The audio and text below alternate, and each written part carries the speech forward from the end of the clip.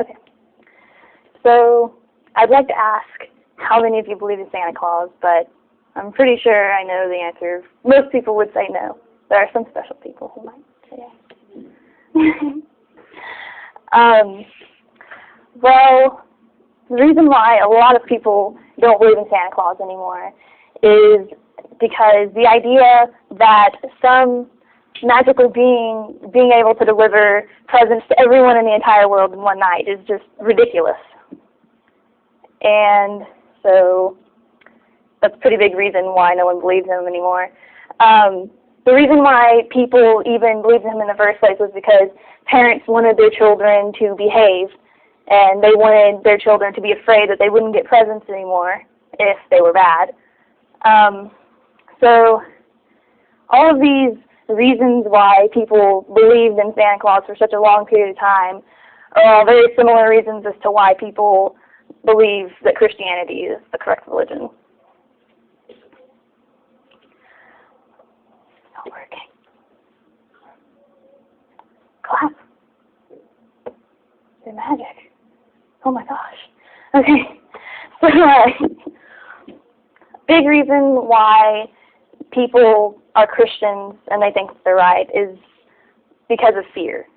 They're afraid that if they don't believe that God is real, that they're going to go to hell and burn for all of eternity.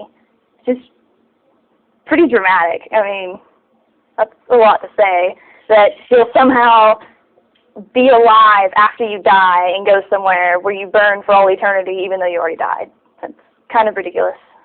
But people are still scared of it anyways, and that's why a lot of them try not to even think about it. Another reason is because people don't want other people to view them as a bad person. They don't want someone thinking, oh my gosh, if I don't believe in God, people are going to be like, who are you? You're a terrible person not believing in God. And then society just portrays anyone who doesn't believe in God as just a bad person who has no morals, even though that's not necessarily true.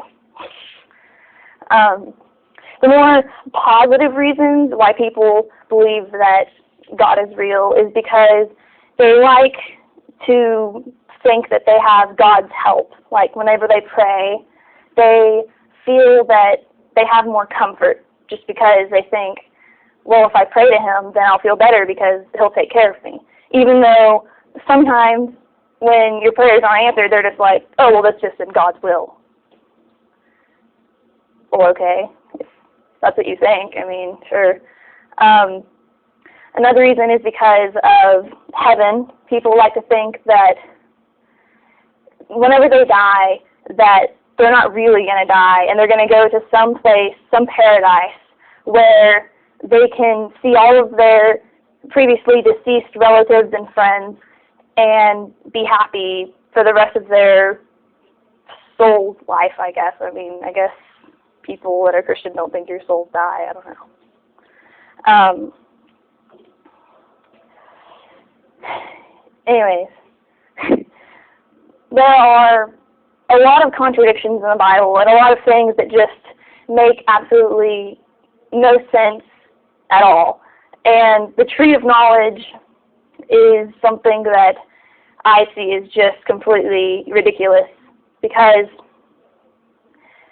everyone knows the story of Adam and Eve, I would think. Most people do. And so if God made the tree of knowledge and told them to not eat from the tree of knowledge, well, obviously they don't have the knowledge to know that eating from the tree of knowledge is bad. They don't have knowledge. So he pretty much set them up to fail. Many people argue that he was just testing their faith or testing their trust in him, but how would they have even been able to even know that what they were doing was wrong? So that's just a pretty big argument, I guess I could say. Another thing, there's a lot of verses in the Bible that contradict what God says about loving everyone and the fact that he loved all of his children and the fact that everyone's equal and things like that.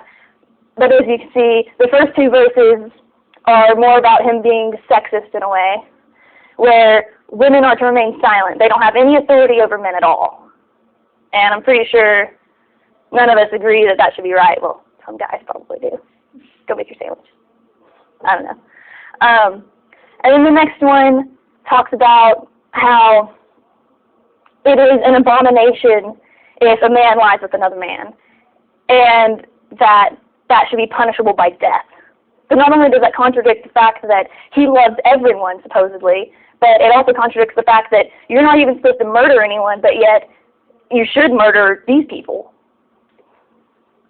So that's one thing that doesn't make sense. And this next one is about slavery, and it pretty much says that you can have a slave, a woman or a man, and even children, and they're your possession, and you can even pass them down, like for your children to inherit, and you can treat them however you want. So I guess he's okay with slaves. I don't know, I guess. If this works. It's not working. Okay. This picture is one of my favorite pictures just because it talks about, that's Jesus